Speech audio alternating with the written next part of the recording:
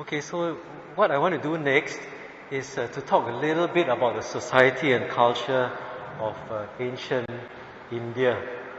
The reason why I want to do this is because many courses, they just go straight into the life of the Buddha without going into the background.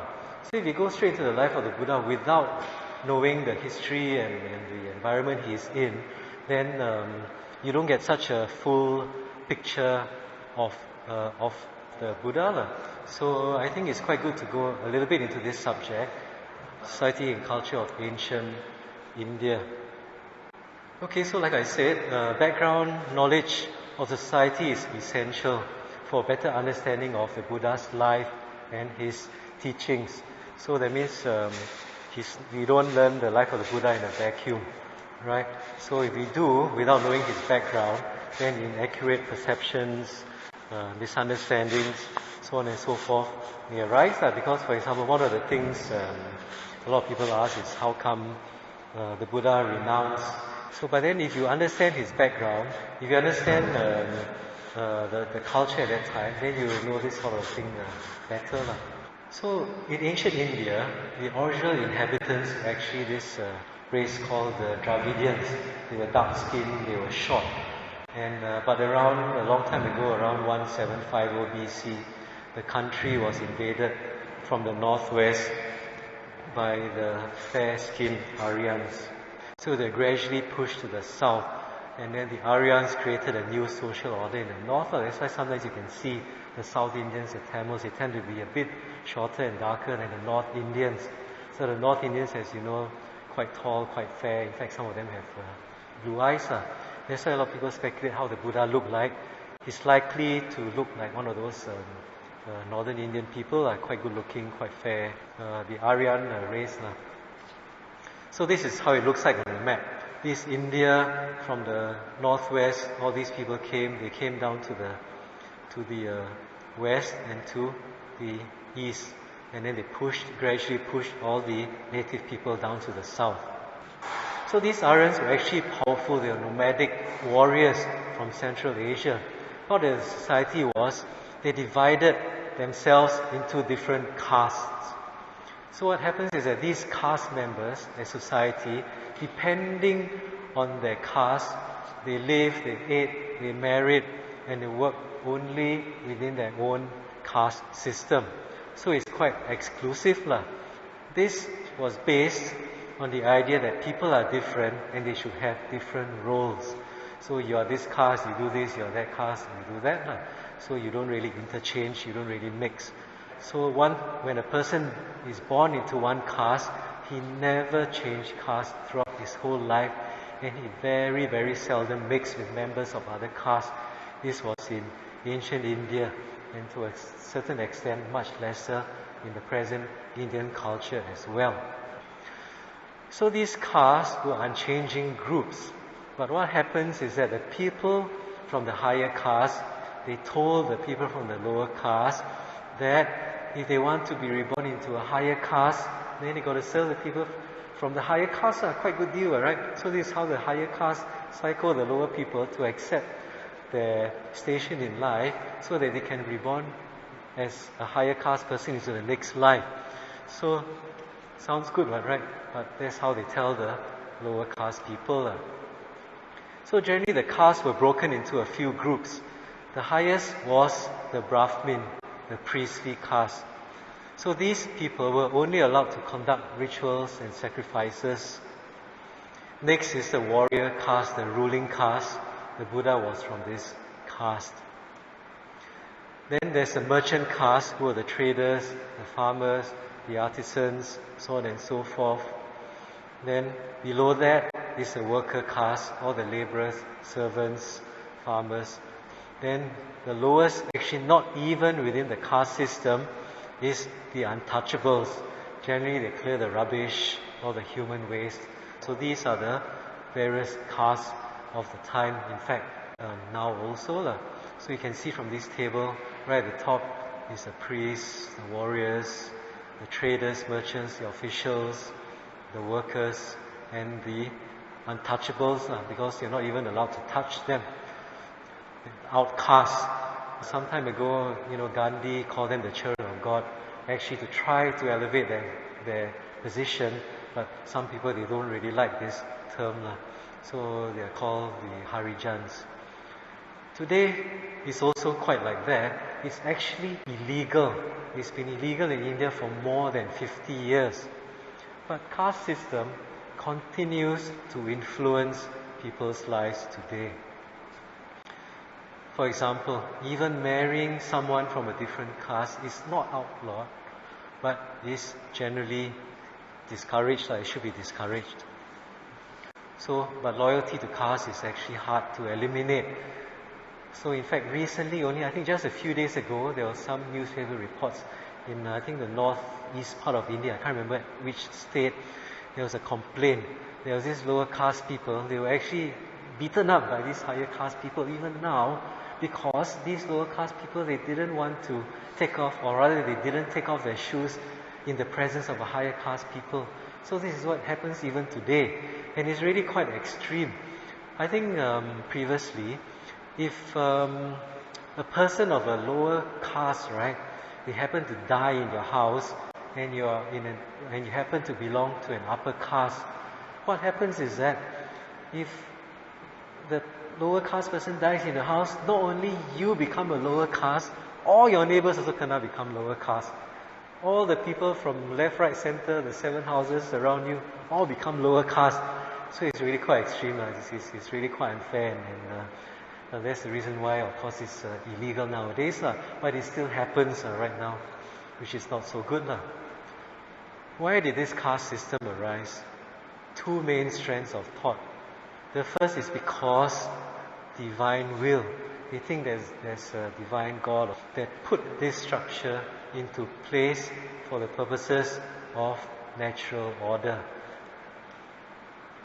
The next reason is to emphasize purity, racial purity and impurity.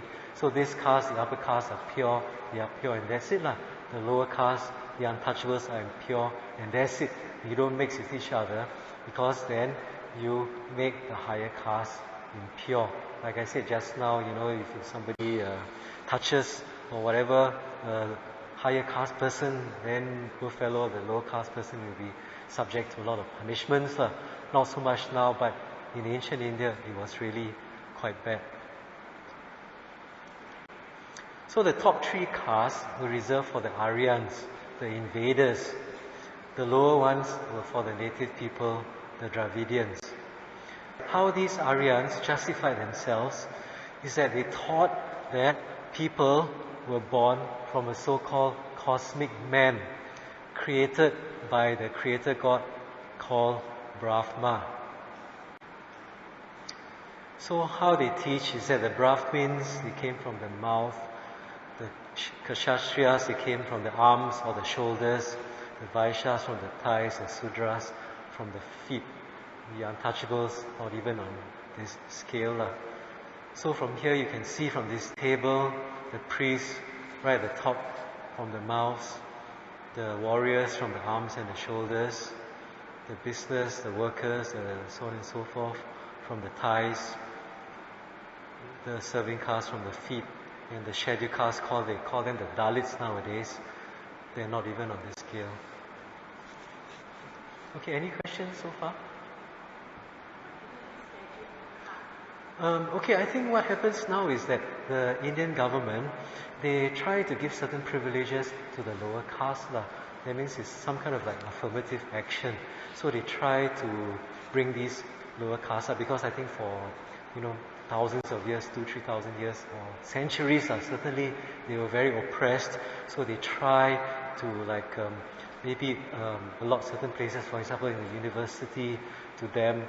So that's why there are these scheduled castes. So to try to bring them more into the mainstream society and not have them oppressed for so much longer. So I think that's the reason why they call them the scheduled castes. Any other questions? Yes? The priest caste higher than the warrior caste. Okay. Some of the kings are above the bishops.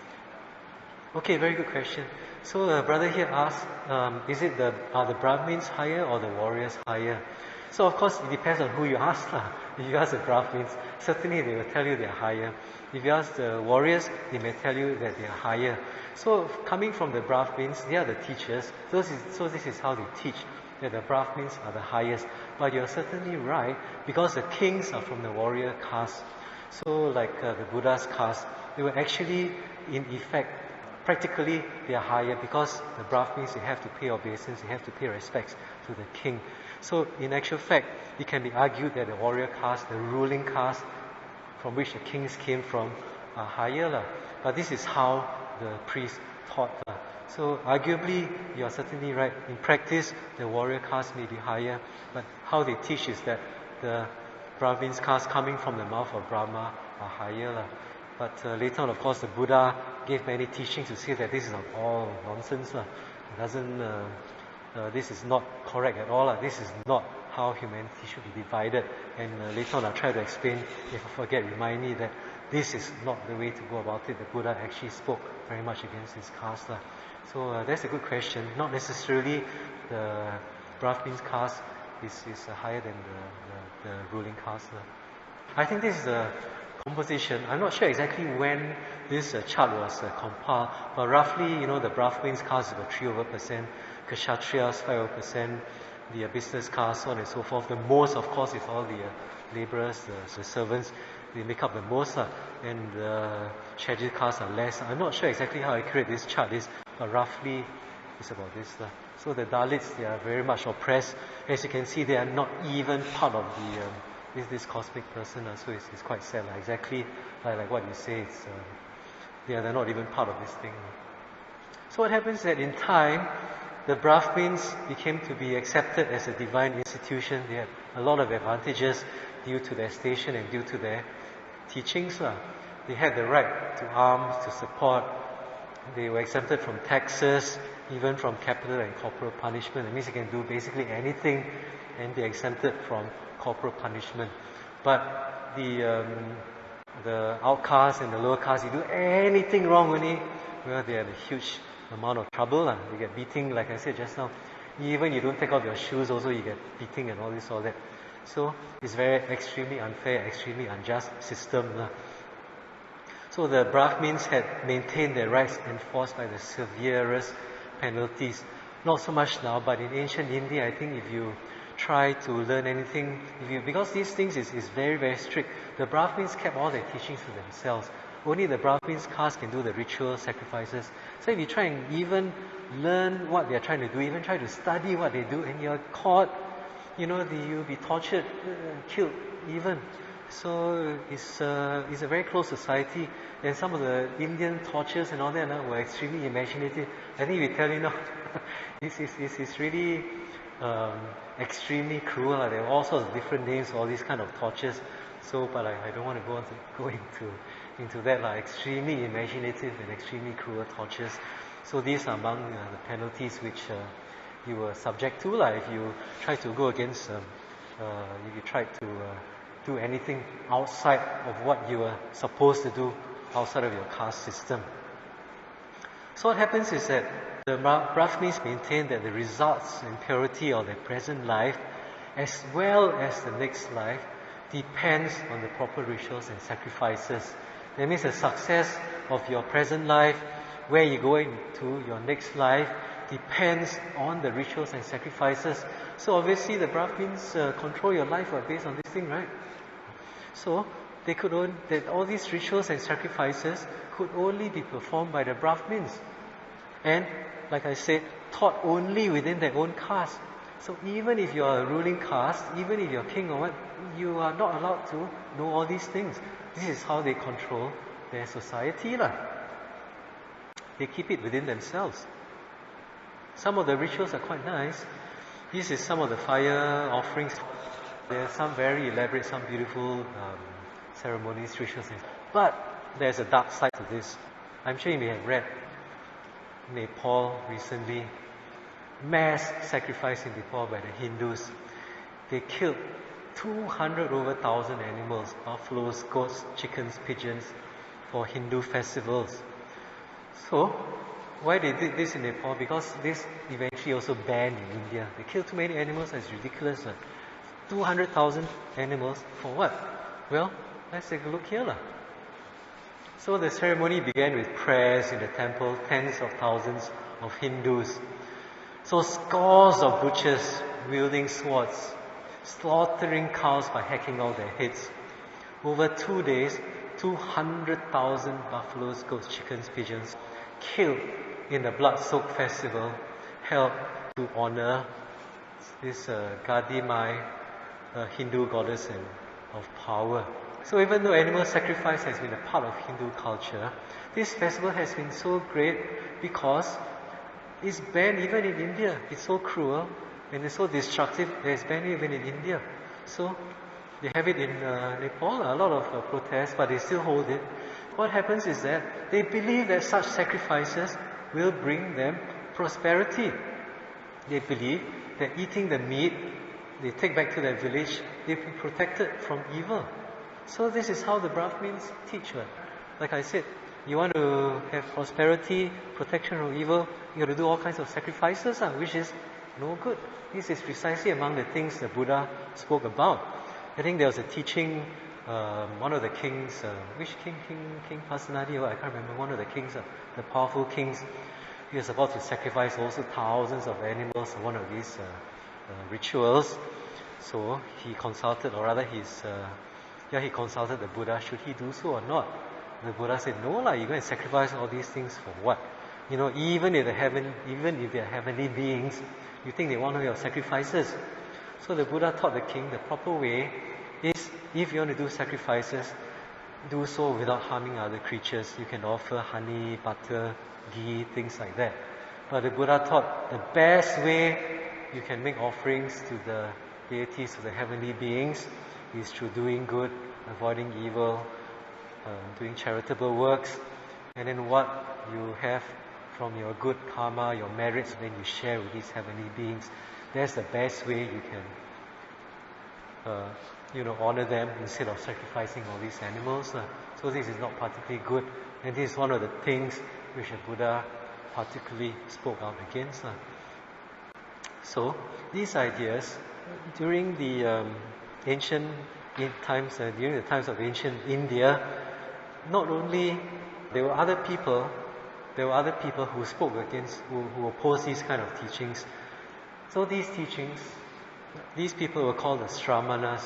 They were the ascetics. They were spiritual seekers. They were opposite of the Brahmins.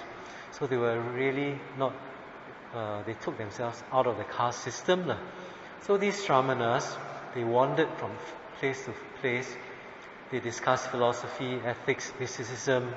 They lived on the various necessities depending on the goodwill of others. Of course, a lot like the monks now, they move from here and there depending on alms. So these people, they were actually welcome in many places. Many cities, they even had halls, discussions halls, for them to hold their discussions and debates. This reflected actually the society of that time. Even though they had this caste system, even though they had these Brahmins maintaining that they came from the mouth, the other people came from the arms, so on and so forth, the society of the time was actually very tolerant. So the Sramanas, they did not believe, they rejected the authority of the Brahmins, they rejected the emphasis on the caste system, on rituals, sacrifices. So they believed that people could purify themselves by practicing self-disciplines, self-mortification, practicing meditation. Okay, see some of the pictures of these ascetics. You can actually see them nowadays still wandering around India if you go there. Quite common. These are the ones which are clothed. Some of them, they go around totally without any clothes. You can still see them in the remote places. Quite interesting, very friendly. See this guy taking a picture, he says, okay, hello. So these are the practices that they go through, some of the yoga and things like that. So the Buddha also spoke out against this harshness and rigidity of the caste system, injustices against women. The women were quite oppressed, treated as second-class citizens or less. Some of these villages or towns or what, they even went to an extent that if the husband dies, the women also expected to go and throw themselves in the fire. La. You may have read about this, right? What's the name of the ritual? I can't remember. Sorry? The ritual? Suti, is it? Oh, okay.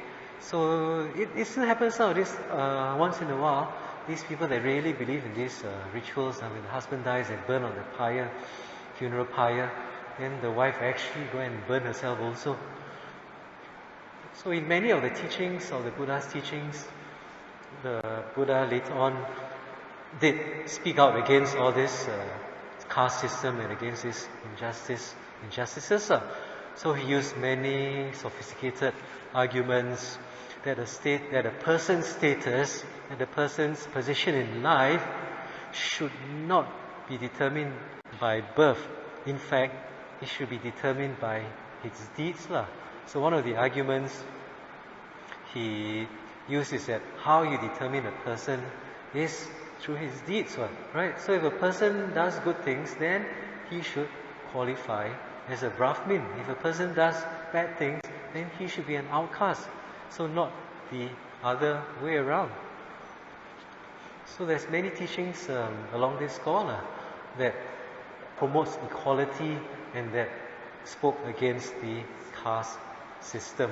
So eventually also many well-known Brahmins of that time were converted to Buddhism by the Buddha. So the Hindus later on through the years, they really did not like Buddhism because you can imagine all these Brahmins, their rice were all broken. You know who want to follow them? They go and follow Buddhism. So all the people follow Buddhism, you don't need the Brahmins anymore. So in the 13th, 14th century, Buddhism was wiped out because number one, it became a bit corrupt during that time. It became too rich. Then the Muslims came into the picture, and then the Hindus were very unhappy about the Buddhists.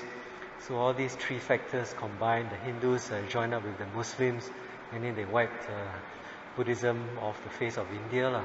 That's why during the 14th century, it was a devastating period for India. Luckily, India went down to, the Buddhism went down to Sri Lanka where it was preserved. It spread from there, and then it spread to other parts from then on. So it was a time of slaughter during the 14th century. I think some of you who learn about these things, it's quite fascinating. Many lessons to be learned because the Buddhist society became quite corrupt. I think the monasteries became too rich. So you have too rich, then you become a target for all these people, and also the Buddhist monks easy target for the Muslims, and they were dealt with really, really cruelly. They were given a price on their head. So you give me a head of a Buddhist monk, you'll be paid a certain amount of money. So they slaughtered all the Buddhist monks, and quite cruelly. I think some, let me see. They just chained them to the cave and then they left them there to die. So it was quite bad. But luckily, Buddhism now is making a comeback in India, so all is not lost. Okay, so a few of these spiritual teachers, they became famous teachers later on. A few of these Shramanas, they went on to form their own sects, like the Jains. So there were 6 quite famous sects during the Buddha's time, each with their own teachings and ideas. If you study this, it's very interesting. Go for one of the diploma courses. I highly recommend the course at Mangala Vihara, 1-year course. You can learn all this in much more greater detail. So some of the examples of these teachings, I'm not going into it in detail. So some they taught even that there's no merit in good, no merit in evil. In other words, just do anything you want. No karma, no responsibility. You can kill everybody, no big deal. You can do charity, help everybody, also no big deal. So they also teach human effort is powerless and useless. So one of the things they say is that everybody has a certain lifespan. At the end of the lifespan, that's it. Nothing more after that. Other people teach you can only get freedom, you can only get happiness through the next life by extreme austerity and self-torture. So that's how you get these extreme practices. In fact, the Buddha also followed these practices. He ate very little, he starved himself, went through all forms of self-torture. So eventually he found that that's not the correct way. So these are some of the teachings at that time, which were quite popular until the Buddha came onto the scene. So what I'm trying to say is the Buddha came into this period which was actually a golden age in terms of tolerance. There was a lot of philosophical exchanges, a lot of spiritual discoveries, a lot of openness. So it can even be said that the Buddha, after his renunciation, he joined this movement. He actually became one of these Sramanas because when he renounced, before he renounced, he was seeking the truth. He was seeking the truth out of suffering. So he joined this movement. He broke away from the traditional caste system, the teachings of the Brahmins. He became one of these wandering ascetics to find out the truth for himself. So in fact, he's actually the most successful Sramanas produced by India, the spiritual seeker, the spiritual ascetic. That's why some people, they may not understand. How come the Buddha left his wife, left his child, and then go off wandering?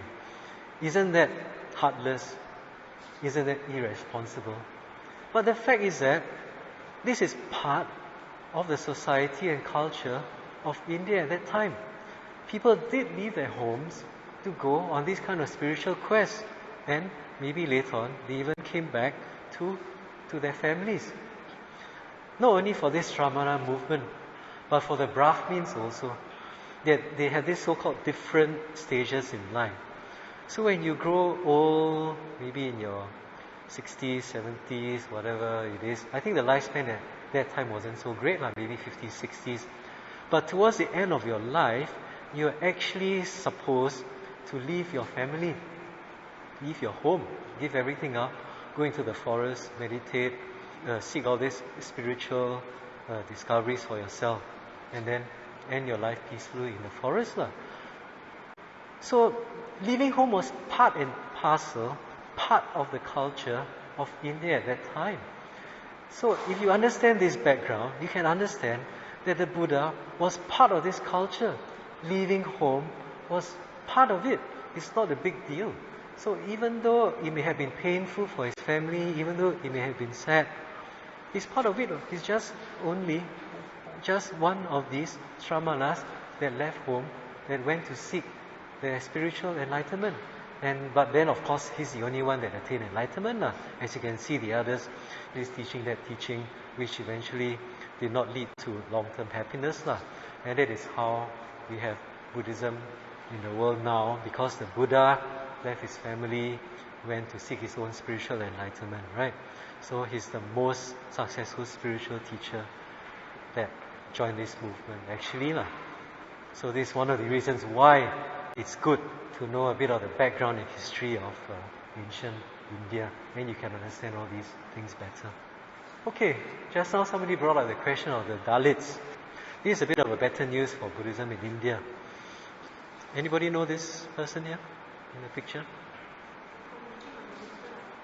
Okay, anyway, this is Dr. Ambedkar. Like you said, he's Dalit. He actually was born as a Dalit, born in the late 19th century. He died in 1959. One of the Dalits, one of the first Dalits to be able to study law in university. Because before that, not allowed. If you're an outcast, lower caste, you cannot even get educated, much less go to university. So this Dr. Ambedkar, he became a minister last time, you're absolutely correct. The first Dalit to study law and became a lawyer, and eventually rose to become a minister, which was totally unheard of in India at that time, for a person, an outcast, to rise to such a high station. So he's one of the people that spoke up a lot against the injustices of the caste system. One of the people who agitated against the caste system, make it illegal, or at least to alleviate the suffering of all these outcasts, all these Dalits. Because they really did suffer. It's really, really unjust. I mean, you cannot even educate themselves. They are Hindus, and you cannot even step into a temple. How much more unjust can that be? Forbidden even to step into a temple, forbidden even to observe the temple rituals. So it's quite bad. So Dr. Ambedkar, one of the great personalities of Indian history, Dalit and outcast, rose to become a lawyer and a minister, and he became a Buddhist, one of the most important figures in Indian Buddhism. After he became a Buddhist, they had a mass conversion, converted I think at one time 500,000, 500,000 outcasts to Buddhism. So you imagine his merits is quite incredible. He must be, if he's not enlightened, he must be one of those high heavenly realms now. So convert 500,000 people to Buddhism almost in one go. And this is a very active movement now, this Ambedkar movement. For myself also, I'm actually in touch with some of them in India right now. Buddhism in India is picking up a little bit. I'm in touch with a few people at these societies. I send books to them, and it's huge. So because India 1 billion people, even a few percentage is massive. So it's growing quite strongly. As you can see here, India's untouchables turn to Buddhism in protest at discrimination. So the Dalits, they have no choice. If you remain a Hindu, you'll be discriminated against. So they turn to other religions. I mean, not only Hinduism, but they also turn to Christianity, Catholicism, because these religions, they don't discriminate against the outcasts. So, but Buddhism is one of the main religions. So what happens this year, there are massive ceremonies, mass conversions. So, like in this incident, I think one of the 50th, okay, here it is, 50th anniversary of the conversion of Dr. Ambedkar. So, who first called upon the Dalits to become Buddhists to escape discrimination. So, in one go, it can be many thousands and thousands of people that convert themselves to Buddhism right now. This is one of the ceremonies. Unbelievable. People as far as I can see, I have no idea how many people there are here.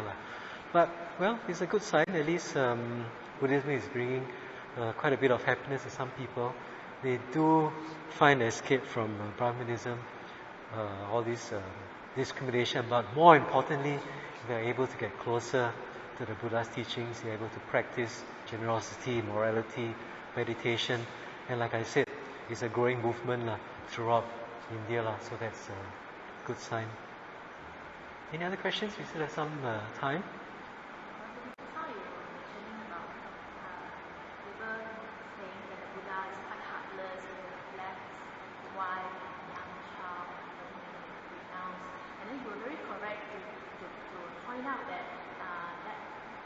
During that time, that was the norm, Sramana's tradition, culture. That was very correct because I never thought that way. I think an additional point we can add in is that I think he must have also considered deeply before he renounced, because he's actually not leaving a set of parents who are old and helpless and poor. His parents are free. Yes.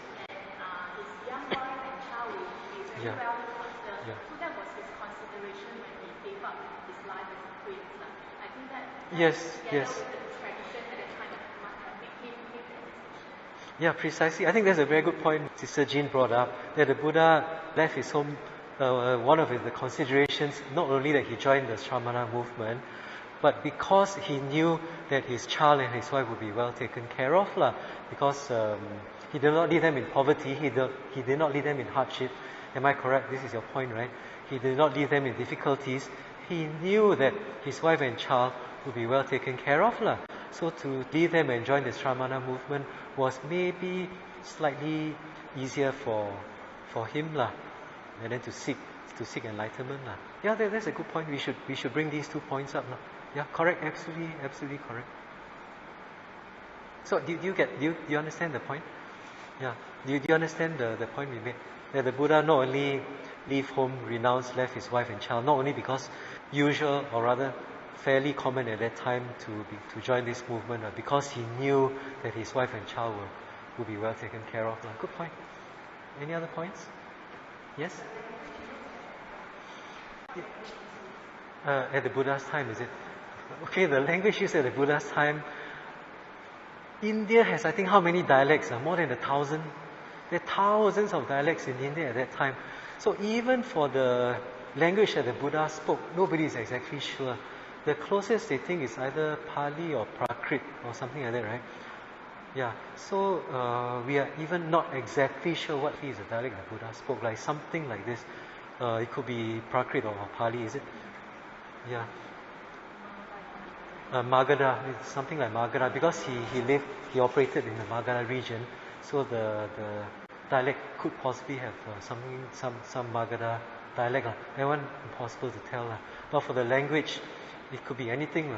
I mean, in that region, most likely to be Prakrit, Magadha. Yeah, there's thousands and thousands of dialects there. I think Sanskrit was in existence at that time, right? Sanskrit. Okay.